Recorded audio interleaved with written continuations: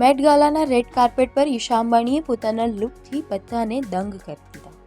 તેમણે ગૌરવ ગુપ્તા દ્વારા તૈયાર કરાયેલી શુદ્ધ સોનાના તારથી બનેલી સાડી પહેરી હતી. આ લુકમાં પરંપરા અને લક્ઝરીની સુંદર ઝલક હતી. તેમના બ્લાઉઝમાં તેમની માતા નીતા અંબાણીના પર્સનલ કલેક્શનમાંથી લેવામાં આવેલી હેરલૂમ જ્વેલરી પણ જોડવામાં આવી હતી. એક ક્યુટ મોમેન્ટમાં ઈશા ઉત્સાહથી એવું બોલતી જોવા મળી હતી કે મોમ મોમ મોમ, જે આ લુક પાછળની લાગણી અને ઇન્સ્પિરેશન દર્શાવે છે. પણ સૌથી વધારે ધ્યાન ખેંચ્યું હોય તો તેમના હાથમાં રહેલી કેરીના પર્સ.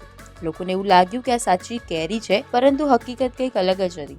ઈશાએ ઇન્ટરવ્યુમાં ખુલાસો કર્યો કે આ કેરી એ વાસ્તવમાં જાણીતા ભારતીય કલાકાર સુબોધ ગુપ્તા દ્વારા બનાવાયેલું એક શિલ્પ છે અને આ શિલ્પ એ સ્ટીલમાંથી બનાવવામાં આવ્યું છે અને એ પણ લગભગ 20 વર્ષ જૂનું છે.